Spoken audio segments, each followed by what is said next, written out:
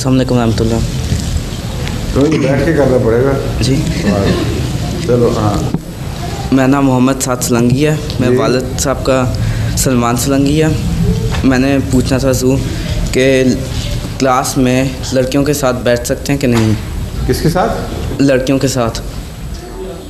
जिस क्लास में लड़के और लड़कियों की इकट्ठी अरेंजमेंट है वहाँ बैठना होगा ज़रूर, लेकिन शरीफाना तरीके पे बैठना चाहिए। बैठना तो मना नहीं, तुम गाड़ी में नहीं बैठते, साथ लड़की और आके बैठ जाती है, एक औरत बैठ जाती है बस में भी, तो बैठे नहीं रहते तुम, उठ के चले तो नहीं जाते? तो क्लास में क्यों नहीं बैठोगे फिर? सही, शुक्रिया। अस्सलाम वालेकुम।